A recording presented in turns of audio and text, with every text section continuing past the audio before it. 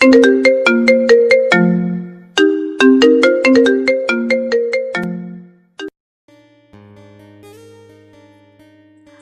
কাঁথায় আগুন দে, আমার মাথায় আগুন দে, আমার বউ আই গেছে, ফায়ার ব্রিগেড খবর দে। তানভীর ভাইয়ের ঘরে এসে এই গানের আওয়াজ পেয়ে থেমে গেলাম আমি। সকালে উঠে নাস্তা করার জন্য আমার রুম থেকে নিচে যাচ্ছিলাম। তানভীর ভাইয়ের রুম ক্রস করতে যাব, ঠিক ওই সময় এই গানের আওয়াজ আমার কানে আসে। আমি একটু অবাক হয়ে তানভীর ভাইয়ের রুমে উঠে দিলাম। দেখি তানভীর ভাই নিজের রুমে পাগলের মতন হেসে হেসে নাচ করছেন। ওনার রুমের স্পিকার থেকে গানের আওয়াজ ভেসে আসছে। বেশি সাউন্ড না থাকায় বাইরে তেমন শোনা যাচ্ছে না, অল্প আওয়াজ হচ্ছে।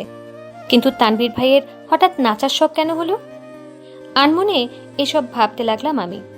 ঠিক তখনই মনে হলো কেউ আমায় হ্যাচড়ার টান দিয়ে ভেতরে নিয়ে গেল। শুধু টানই দেয়নি, আমার হাত ঘুরিয়ে আমাকে গানের তালে তালে তার সাথে নাচাচ্ছেও।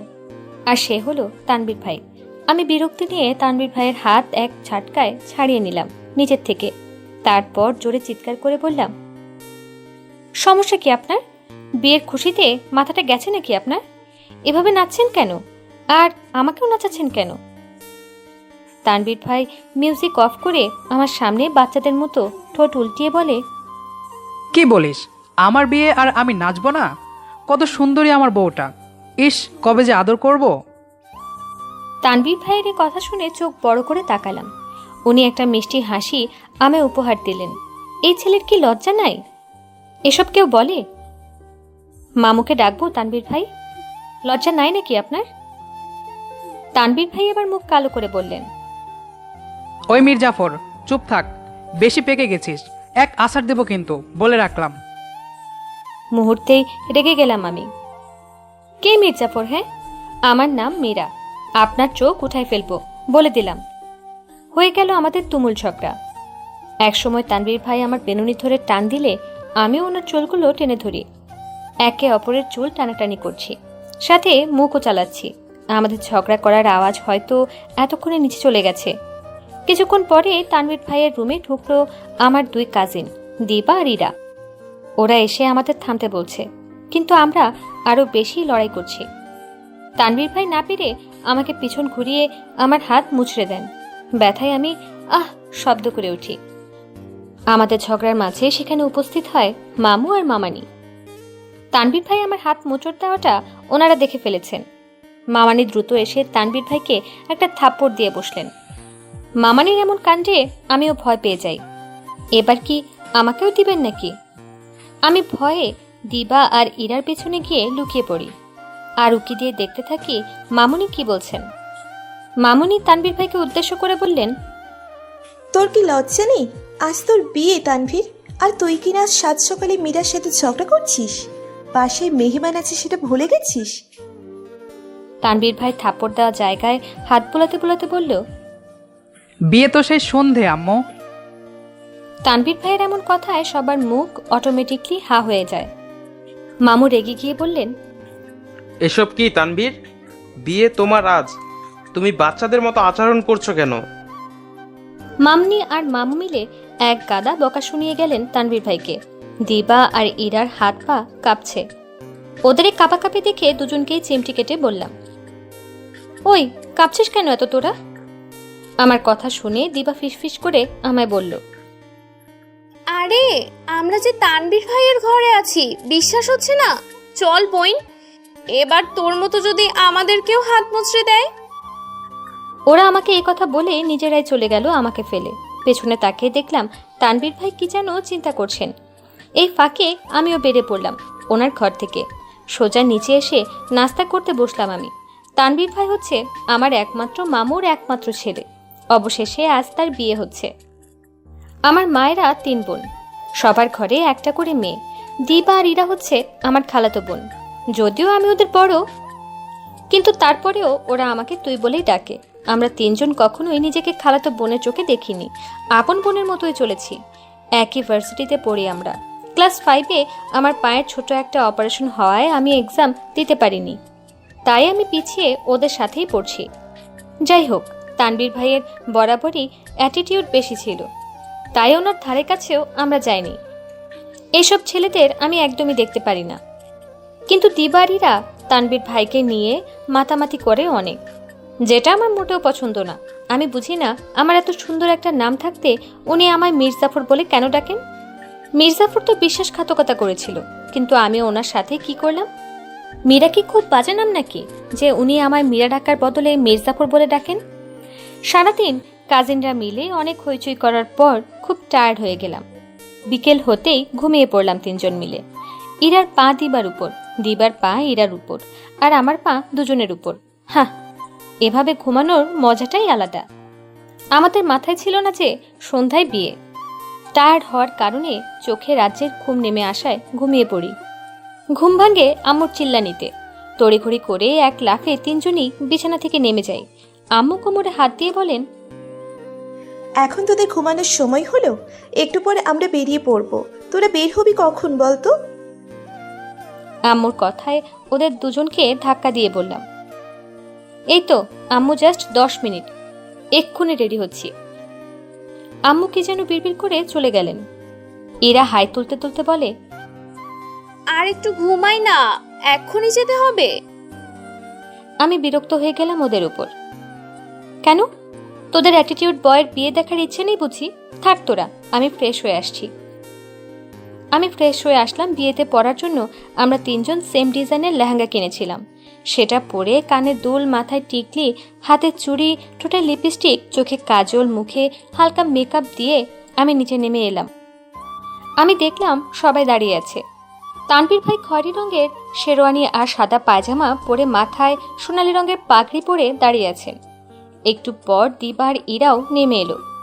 আমাদের তিনজনের একই ডিজাইনের লেহেঙ্গা হলেও রং ভিন্ন, যেমন আমারটা লাল, দিবাটা গোলাপি আর ইরারটা নীল। যাই হোক, আমরা সবাই গাড়িতে চেপে বসলাম। তানভীর ভাইয়ের গালের এক পাশে একটা গজদাঁত আছে। শুধু তানভীর ভাইয়ের না, আমারও 2টা গজদাঁত আছে।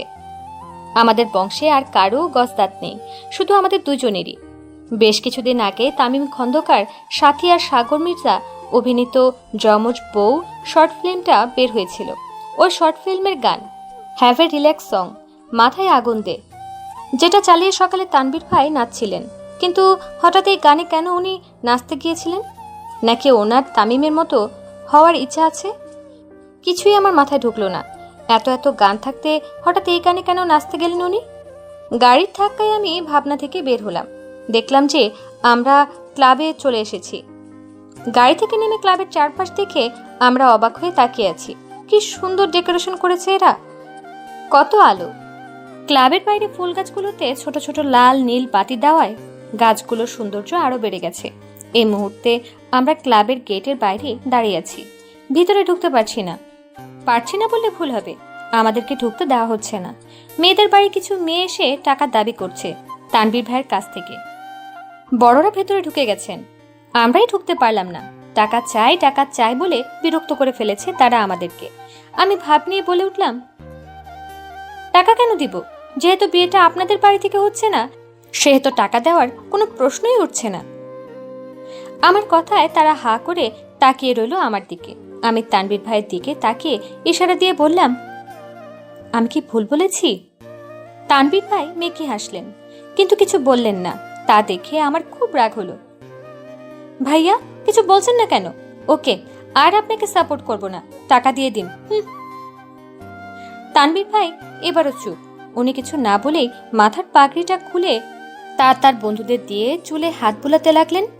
এই কাহিনী দেখে মেয়ে পক্ষরা ভেবেই নিল যে উনি টাকা দিতে রাজি। ওরা জোরে চিৎকার করে উঠল। তারপর আবার বলল, দুলা ভাই, কিপটামি না করে টাকাটা দিন, টাকা না দিলে ভিতরে ঢুকতে দেব না। এবার তানভীর ভাই বলে উঠলেন, ওকে ফাইন, ভেতরে না ঢুকতে দিলে ঢুকবো না, আর বিয়েও হবে না। যত দেরি করবে ততই বিয়ের সময় পিছাবে। এবার ভেবে দেখো তোমরা কি করবে। আমি গাড়িতে গিয়ে বসছি, বাই। মেয়ে পক্ষের চেহারা দেখার মতো ছিল। আমরা সবাই জোর গলায় চিৎকার করে ওনাকে সমর্থন করলাম।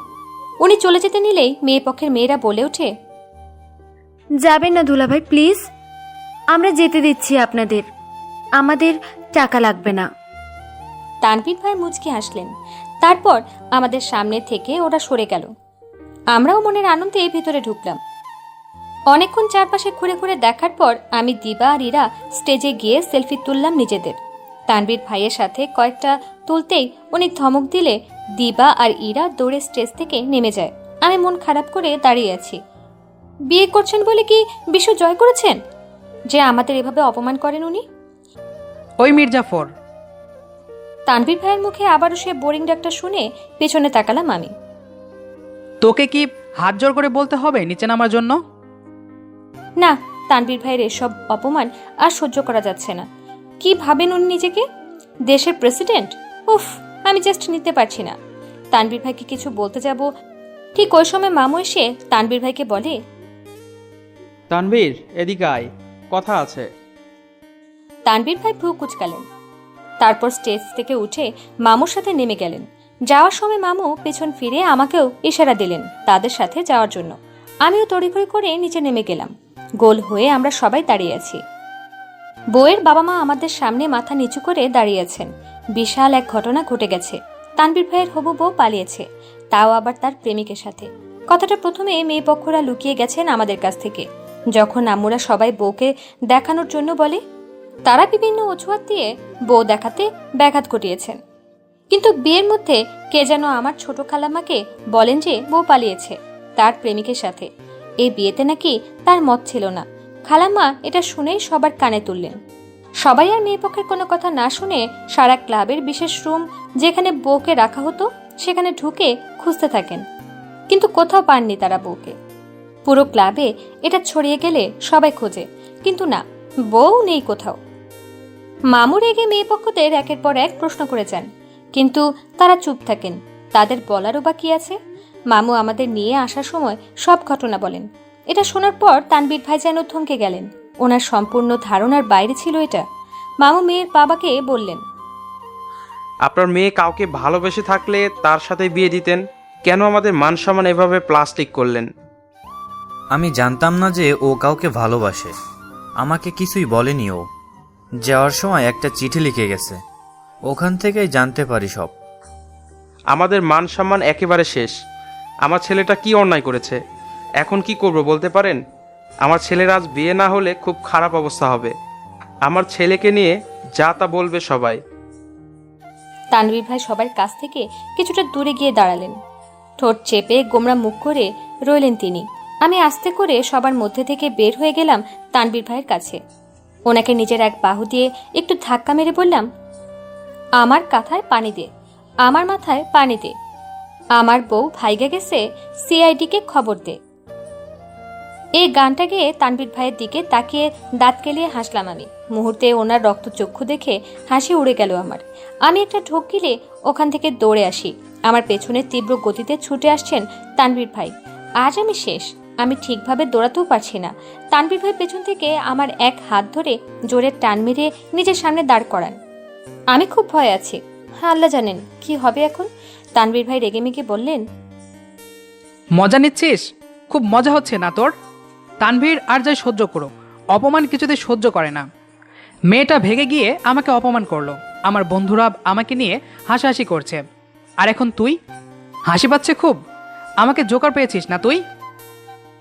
আমি কাঁপা কাঁপা গলায় বললাম, আসলে ভাইয়া। তানভীর ভাই আমার হাত খুব শক্ত করে ধরলেন। ব্যথায় আমার প্রাণ যায় যায় অবস্থা। তানভীর! কারো ধমক শুনে আমি আর তানভীর ভাই পাশ ফিরে তাকালাম। মামু? উনি আশায় তানভীর ভাই আমার হাত ছেড়ে দেন আর বলেন, তোর বিয়ে হচ্ছে, চল। কিসের বিয়ে আব্বু? তোমরা সবাই আমাকে হাসির পাত্র বানিয়ে দিয়েছো। মামু আমাদের দুজনকে টানতে টানতে নিয়ে এলেন সবার সামনে। সব আমার মাথার উপর দিয়ে যাচ্ছে। মামু আমাদের দুজনকে চেয়ারে বসিয়ে কাজীকে বললেন, বর বউ নিয়ে এসেছি, বিয়ে শুরু করুন। আমি তো অবাক, মানে কি? মামু বললেন, আজ এই মুহূর্তে তানভীর আর মীরার বিয়ে হবে। মামুর এই কথায় তানভীর ভাই আর আমি দুজনই এক লাফে চেয়ার থেকে উঠে দাঁড়ালাম। আমি মামুকে উদ্দেশ্য করে বললাম, মামু, আমি আপনাকে সম্মান করি, কিন্তু আপনি বোধহয় ভুল করছেন। না আমি তানভীর ভাইকে, না তানভীর ভাই আমাকে সহ্য করতে পারে। তাহলে কেন আমাদের দুজনকে বিয়ে দেওয়ার সিদ্ধান্ত নিচ্ছেন? মামু তানভীর ভাইয়ের দিকে তাকিয়ে বললেন, নিজের সম্মান বাঁচাতে চাও? অবশ্যই, কিন্তু মীরাকে বিয়ে করে না। তুমি ভাবলে কি করে আব্বু যে আমি ওর মতো ঝগড়টে মেয়েকে বিয়ে করব? কথায় কথায় ঝগড়া করতে আসে আমার সাথে। তানভীর ভাইয়ের ও কথা শুনে আমি বেশ রেগে গেলাম। মামুকে ছেড়ে এবার ওনাকে বললাম, এই কি বললেন আপনি? আমি ঝগড়ুটে? আপনি কি ভাবওয়ালা ছেলে একটা, সারাক্ষণ শুধু ভাব দেখায়। ওই কি বললি তুই? আমি ভাবওয়ালা ছেলে? আমি ভাব দেখাই? হ্যাঁ। তানভীর ভাই এবার গরম হয়ে গেলেন। উনি সবার সামনে আমার খোলা চুলগুলো মুষ্টিবদ্ধ করে টেনে ধরলেন, যার দরুন আমি ব্যথা পাই। ব্যথায় আহ শব্দ করে উঠি। আমিও কম না, 2 হাত দিয়ে ওনার দাড়ি ভর্তি গাল খামচি দিয়ে ধরি। একজন আরেকজনকে মারা শুরু করি। মুহূর্তেই দুজনের গালেই থাপ্পড় পড়ে। আমাকে আমার আম্মু আর তানভীর ভাইকে মামু থাপ্পড় দেয়। আম্মু মামুকে উদ্দেশ্য করে বললেন, ভাইজান, ওরা মারামারি ছাড়া আর কিছুই জানে না। ওদের কি বিয়ে দিবেন আপনি? তার চেয়ে বরং দিবা বা ইরার সাথে তানভীরকে বিয়ে দিন। দিবা আর ইরা তাদের আম্মুর পেছনে লুকিয়ে পড়ল। ওরা জন্মের ভীতু, আমার জানা ছিল না। মামু বললেন, বিয়ের পর সব ঠিক হয়ে যাবে। ওরা এখন ঝগড়া করছে ঠিকই, কিন্তু একসাথে থাকতে থাকতে ওদের মধ্যে ভাব হয়ে যাবে। তখন কেউ কাউকে ছাড়া থাকতেই পারবে না। মামুর কথায় সবাই সম্মতি জানালো। মামু তানভীর ভাইকে বললেন, তুমি আমার একমাত্র সন্তান, আমি তোমার খারাপ চাইবো না। আশা করি আমার ইচ্ছাটা তুমি পূরণ করবে। ব্যাস আমাদের বিয়ে হয়ে গেল। বড়রা সবাই আমাদেরকে গাড়িতে বসিয়ে দিলেন। তানভীর ভাই আর আমি একসাথে গাড়ির পিছনে বসে থাকি। খুব মন খারাপ আমার। গাড়ির ফ্রন্ট সিটে বসে থাকা তানভীর ভাইয়ের বন্ধু বললেন, তো কেমন লাগলো তোমাদের বিয়ের অনুষ্ঠান? আমি আর তানভীর ভাই একসাথে বলে উঠলাম, বিয়ের বিয়ের কথায় কথায় আগুন। আগুন। কথাটা বলেই একে অপরের মুখ দর্শন করলাম আমরা। বাসর ঘরে পায়চারি করছি আমি আর তানভীর ভাই। তানভীর ভাই এদিকে হেঁটে আসলে আমি ওদিকে যাই, আমি এদিকে আসলে তানভীর ভাই ওদিকে যায়। হাতের নখ কামড়ে পায়চারি করছি আমি, আর তানভীর ভাই এক হাতের তালুতে অন্য হাত মুষ্টিবদ্ধ করে কিল মারছেন। আমরা এত ফুল স্পিডে হাঁটছি যে কে কি করছি তার দিকে কোনো হুঁশই নেই আমাদের। মাথায় নানান চিন্তা বাসা বেঁধেছে। হুট করেই খেলাম ধাক্কা দুজনে। কপাল ভাঁজ করে দুজনেই বিরক্তি মুখে তাকিয়ে রইলাম একে অপরের দিকে। এমন সময় দরজা খোলার বিকট শব্দে ভয়ে আমি লাফিয়ে তানভীর ভাইকে জড়িয়ে ধরি। তানভীর ভাই বহু কষ্টে তাল সামলে নেন। ছোট ছোট চোখ করে দরজার দিকে তাকাতেই দেখি মামানি দাঁড়িয়ে আছেন, হাতে একটা ট্রে, তার মধ্যে মিষ্টির প্লেট। মামানিকে দেখে আমি ঝট করে তানভীর ভাইকে ছেড়ে সোজা হয়ে দাঁড়াই। মামানি মুচকি হেসে আমাদের কাছে এসে বলেন, আসার পর থেকেই দেখছি তোরা দুজন ঘর থেকেই বের হচ্ছিস না, খাওয়া দাওয়া কিছুই করিসনি। আরে তোদের শুধু বিয়ে দেওয়া হয়েছে, ফাঁসি দেওয়া হয়নি যে তোরা এমন করছিস। মামানি এগুলো বলে হাতে থাকা ট্রেটা বিছানার উপর রাখলেন, দরজার সামনে গিয়ে আবারও থেকে গেলেন। পেছনে তাকিয়ে বললেন, তানভীর, খেয়ে তাড়াতাড়ি নিচে আয়, তোদের দুজনকেই তোর বাবা ডাকছে। মামানি আর একদণ্ড থামলেন না, ধূপধাপ পা ফেলে নিচে চলে গেলেন। আমার কি খুব খিদে পেয়েছে, আরো কত রকমের মিষ্টি দেখে আমি চট করে নিজের পছন্দের মিষ্টি খেতে শুরু করলাম। ক্ষীর, বালিশ দুটো আর শুকনো মিষ্টি একটা খেলাম। গ্লাস ভর্তি পানি সবটুকুই খেয়ে নিলাম এক নিঃশ্বাসে। একটা ঠেকুর তুলেই বললাম, আলহামদুলিল্লাহ, শান্তি। এতক্ষণ আমার কার্যকলাপ যে একজন চুপচাপ দেখছিলেন সেদিকে আমার কোনো খেয়ালই ছিল না। সত্যি বলতে খাওয়ার সময় আমার মন শুধু খাওয়ারের দিকেই থাকে। এমন ক্যাবলা কান্তের মতো তাকিয়ে আছেন কেন? তানভীর ভাই ডান হাতের বৃদ্ধা আঙ্গুল দিকে কপাল ঘষতে ঘষতে বললেন, দেখছিলাম যে তুই কত খেতে পারিস, পেটুক একটা। মুহূর্তে মাথায় রাগ উঠে গেল। ধপ করে দাঁড়িয়ে বললাম, মুখ সেলাই করে দিব যদি নেক্সট টাইম আমায় পেটুক বলেছেন তো। তানভীর ভাইকে কিছু না বলতে দিয়েই হনহন করে রুম থেকে বেরিয়ে গেলাম আমি। তবে জানতাম কিছু না কিছু ঠিকই বলতেন আমাকে। ওনার কথা তো সব সময় তিতা, তার চেয়ে বরং আমি নিজেই চলে যাই। ড্রয়িং রুমে বসে আছি বাড়ির সবাই। তানভীর ভাই আর আমি পাশাপাশি দাঁড়িয়ে আছি। মামু সবাইকে উদ্দেশ্য করে বললেন, ওদের দুজনের সাথে আমার কিছু কথা আছে, তোমরা সবাই ভিতরে যাও। মামুর বলার দেরি সবাই চলে গেল। ড্রয়িং রুমে নিস্তব্ধতা। মামু একটা তপ্ত নিঃশ্বাস ছেড়ে বললেন, তোমরা ভেবো না যে তোমাদের বিয়ে দিয়ে আমি অন্যায় কিছু করেছি। তানভীর যেমন আমার ছেলে, মীরাও আমার মেয়ে। মীরা এবারের বউ হয়ে নয়, বরং মেয়ে হয়ে থাকবে। আর তানভীর, তোমার প্রতি আমার অনুরোধ, মীরার সাথে খারাপ ব্যবহার করো না, ওকে কষ্ট দিও না, ঝগড়া করো না। আমি জানি তোমরা ঠিকই একদিন এই বিয়ে মন থেকে মেনে নিবে। প্রথম প্রথম একটু অসুবিধা হবে, কিন্তু পরে সব ঠিক হয়ে যাবে। আমার কথা কি বুঝতে পেরেছো? আমি আর তানবীর ভাই মাথা নাড়িয়ে হ্যাঁ বললাম। ফ্রেশ হয়ে একটা মেরুন কালারের সুতির শাড়ি পরে নিলাম আমি। তানবীর ভাই আমাকে বললেন অজু করে আসতে। উনি আগেই অজু করে নিয়েছেন। আবারও গেলাম ওয়াশরুমে। অজু করে এসে একসাথে নামাজ আদায় করে নিলাম। তানবীর ভাই থপ করে শুয়ে পড়লেন বিছানায়। আমি অবাক হয়ে তাকিয়ে আছি ওনার দিকে। কোমরে হাত দিয়ে বললাম, এই, আপনি এখানে কেন শুলেন? তানবীর ভাই ভ্রু কুচকে তাকালো, তারপর বললেন, আমার বিছানায় আমি শুব না তো কে শুবে? প্রেতাত্মা? তাহলে আমি কোথায় শোবো? তানবীর ভাই ডোন্ট কেয়ার ভাব নিয়ে বললেন, যেখানে ইচ্ছা ওখানে গিয়ে এসো, আমার কি? এই ছেলে তেড়া বেশ। আমি উপায় না পেয়ে ওনার অপর পাশে শুয়ে পড়লাম। মাঝখানে একটা কোলবালিশ দিয়ে রাখলাম। আজকে কেন জানি না খুব খারাপ লাগছে আমার। রাতটা কিভাবে যেন কেটে গেল।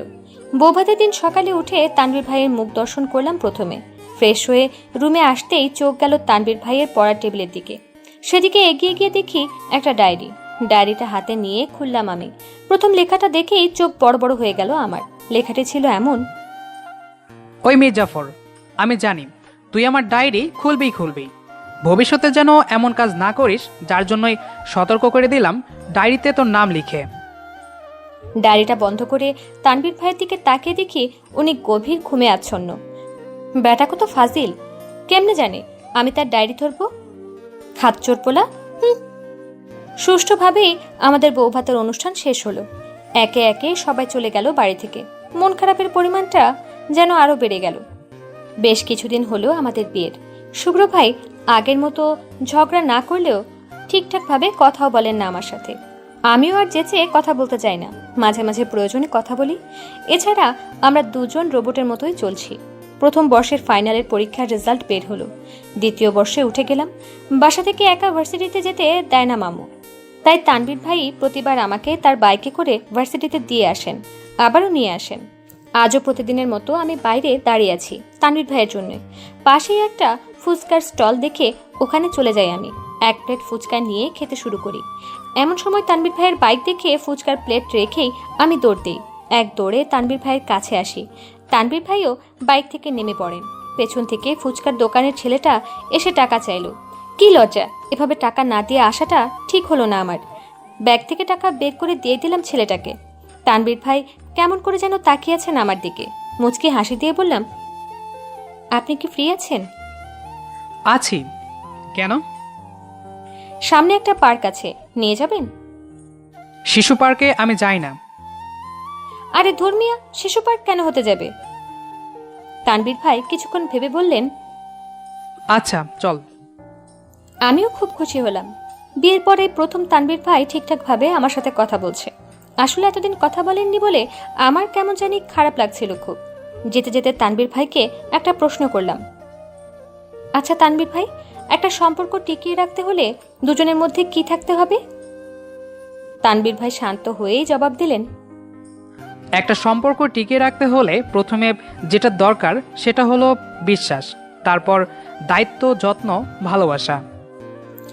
আপনার কি মনে হয় এগুলোর মধ্যে আপনি কোনটা পালন করছেন? আমি দায়িত্ব পালন করছি। তানবীর ভাই, আরেকটা কথা বলবো? বল। আমি কি শুধুই আপনার কাছে একটা দায়িত্ব মাত্র? তানবীর ভাই কিছুই বললেন না, মুচকি হাসলেন শুধু। কিন্তু আমি চাইছিলাম উনি কিছু বলুক, কিন্তু তার হলো না। আচ্ছা, আমাদের সম্পর্কটা কি অন্য 10টা সম্পর্কের মতো হতে পারে না? কেমন যেন নিজেকে তানবীর ভাইয়ের বোঝা বলে মনে হচ্ছে। এসব ভাবতেই নিজের চোখ দিয়ে দুফোঁটা জল গড়িয়ে পড়ল। পেছন থেকে হাত টেনে ধরল কেউ। আমি পেছনে তাকিয়ে দেখলাম একটা ছেলে দাঁড়িয়ে আছে। ছেলেটা আমার হাত ধরে কেমন করে যেন তাকিয়ে আছে। আশেপাশে তাকিয়ে দেখলাম তানবীর ভাই নেই। ভয় পেয়ে যাই আমি। ছেলেটাকে বললাম, কে আপনি? হাত ছাড়ুন আমার। তখনই মনে হলো কেউ আমার দু কাঁধে হাত রেখেছে। তানবীর ভাইয়ের গায়ের স্মেল মনে হচ্ছে। তার মানে এটা তানবীর ভাই। পেছনে তাকালাম না আর। তানবীর ভাই পেছন থেকে বলে উঠলেন, সাহস আকাশ সমান তোর। আমার প্রপার্টির দিকে হাত বাড়ালি কেন? ভালোই ভালোই যা এখান থেকে, নয়তো। জানি না কেন হুট করে এই ছেলেটা ভয়ের ঠোক গিলে ওখান থেকে চলে গেল আমার হাত ছেড়ে দিয়ে। আমি তানবীর ভাইয়ের কাছ থেকে অনেক দূরে চলে গেলাম। তানবীর ভাই পেছনে পেছনে আসছেন। দাঁড়াতে বললেও দাঁড়াচ্ছি না আমি। এই সম্পর্কটা নিয়ে আমি আর এগোতে চাই না। হুট করেই তানবীর ভাই আমার সামনে এসে পড়লেন। আমিও দাঁড়িয়ে গেলাম মাথা নিচু করে। থাপ্পড় দিব, সমস্যা কি? কোথায় যাচ্ছিস? আমি আপনার বোঝা হয়ে থাকতে চাই না। আমি একটুখানি সুখ চাই, বেশি কিছু না। আমি চাই আর কিছু না হোক, আপনি একটু ভালো করে আমার সাথে কথা বলুন। তানবীর ভাই দুহাত বুকে ভাঁজ করে আমার কথাগুলো শ্রবণ করলেন। আমি আপনার দায়িত্ব হয়ে থাকতে চাই না। আমি আপনার প্রয়োজন হতে চাই, ভালোবাসা হতে চাই। আমি জানি সেটা সম্ভব না। আপনি শুধু আমাকে মামুর কথায় বিয়ে করেছেন। আমাকে ডিভোর্স দিয়ে দিন। আর যদি ওই মেয়েটা পালিয়ে না যেত, তাহলে আপনাদের একটা সুন্দর সংসার হতো, আর আমিও আমার লাইফ নিয়ে হ্যাপি থাকতাম। কথাগুলো বলেই কেঁদে উঠলাম আমি। তানবীর ভাই চোখ মুছে দিলেন আমার, তারপর বললেন, সেদিন যদি ডায়েরির পরের পৃষ্ঠাটা উল্টিয়ে দেখতিস, তাহলে এসব আর ভাবতি না তুই। কাদারও প্রশ্ন ছিল না। এ কয়দিন তোকে সময় দিতে পারিনি, কারণ আমার পরীক্ষা ছিল, তোরও পরীক্ষা ছিল। তোর পড়াশোনায় ব্যাঘাত ঘটাতে চাইনি, তাই তোর সাথে তেমন কথা বলিনি। আর তুই কি ভেবে নিলি? বাড়িতে গিয়ে ডায়েরিটা ভালো করে দেখে নিস। এখন চল আমার সাথে। তানবীর ভাই আমার হাত ধরে বাইকে বসালেন। ওনার বলা কথাগুলো আমার মাথার উপর দিয়ে যাচ্ছে। কি বললেন উনি? তাহলে কি উনি সেদিন দেখে ফেলেছিলেন যে আমি ওনার ডায়েরিটা পড়ছি? পরের পৃষ্ঠায় এমন কি আছে জানতেই হবে আমাকে। আমরা বাড়িতে চলে আসলাম। লম্বা একটা শাওয়ার দিয়ে বের হলাম আমি। চুল মুছতে মুছতে চোখ গেল তানবীর ভাইয়ের সেই ডায়েরির দিকে। তোয়ালেটা শুকাতে দিয়ে এলাম বারান্দায়। বিছানায় বসে পড়লাম তানবীর ভাইয়ের ডায়েরি নিয়ে। প্রথম পৃষ্ঠাটা আমার আগেও পড়া, তাই পরের পৃষ্ঠাটা উল্টে দেখলাম। অনেক বড় লেখা। প্রথমে একটা নাম দেখেই আমি চমকে উঠলাম। ডায়েরিটা পড়তে শুরু করলাম আমি। প্রিয় মিরু। কিরে, অবাক হয়েছিস? যে তোকে সারাদিন মির্জাফর বলে খ্যাপাই, সে এখন তোকে মিরু বলছে, আবার প্রিয় বলছে। তুই কি জানিস তুই আমার কাছে কতটা স্পেশাল? জানবি কি করে বলতো? আমি তো সব কিছু গোপনে রেখেছিলাম সবার কাছ থেকে। তুই কি জানিস তোর জন্ম আমার এই রুমের মধ্যেই হয়েছিল? ছোটবেলা থেকেই তোর প্রতি আমার আলাদা একটা টান ছিল। তোকে আমি কোনোদিন বুঝতে দেইনি যে তোকে আমি নিজে থেকেও বেশি ভালোবাসি। এখন নিশ্চয়ই ভাবছিস যে তোকে ভালোবাসলে আমি তোর ওপর এত অত্যাচার করেছি কেন, অন্য একজনকে বিয়ে করতে গেছি কেন। আজ তোকে সব বলবো। তোকে রাগাতে আমার ভীষণ ভালো লাগে, তোকে খ্যাপাতে খুব মজা পাই। তোর সাথে ঝগড়া না করলে আমার দিন যায় না। তোকে খুব জ্বালাতে ইচ্ছে করে, মারতে ইচ্ছে করে, তাই এতদিন তোর সাথে এসব করেছি। আর তুই ভাবছিস অ্যাটিটিউড বেশি আমার। যাই হোক, বিয়ে কেন করতে চেয়েছি জানিস? কারণটা হলো আব্বু। আব্বু ওনাদের কথা দিয়ে ফেলেছিলেন। আমি আব্বুকে খুব ভালোবাসি রে। আমার আব্বুর মতো মানুষ আমি দুটো দেখিনি। আব্বুর কথায় হ্যাঁ বলার জন্য আমি আমার ভালোবাসাকে বিসর্জন দিয়ে দিয়েছিলাম। বিয়ের আগের দিন রাতে খুব কেঁদেছিলাম আমি, কিন্তু বিয়ের দিন মেয়েটা ভেঙে যাওয়ায়, তোর সাথে বিয়ে হওয়ায় আমি কি যে খুশি হয়েছি না, কিন্তু প্রকাশ করলাম না। জানিস তো, বিয়ের দিন সকালে তোকে রুম থেকে বের হতে দেখে গান চালিয়ে দিই, তোকে আমার সাথে নাচাই। বিয়ের রাতে তুই ঘুমিয়ে যাওয়ার পরে এসব লিখতে বসেছি আমি। কলম চলছে, 4 পৃষ্ঠা শেষ করলাম। আরও লিখতে ইচ্ছে করছে, কিন্তু লিখলাম না। আমি জানি তুই কাল সকালে ডায়েরিটা পড়তে চাইবি, কিন্তু প্রথম পৃষ্ঠা পড়েই রেখে দিবি। ভালো করে খুঁজে দেখিস, বইগুলোর মাঝখানে একটা ফ্রেম আছে, তোরই ছবি। পরিশেষে বলবো, ভালোবাসি মিরু। থমকে গেলাম আমি। তানবীর ভাই আমাকে ভালোবাসেন আর আমি জানতেও পারলাম না। তড়িঘড়ি করে সব পৃষ্ঠার পাতাগুলোই পড়ে নিলাম। শেষের পাতাটা পড়তে নিলে দেখি ছাদে দাঁড়িয়ে আছি। জানতাম তুই আজ ডায়েরিটা পড়তে বসবি। চট করে চলে আয় তো, আমি আর অপেক্ষা করতে পারছি না।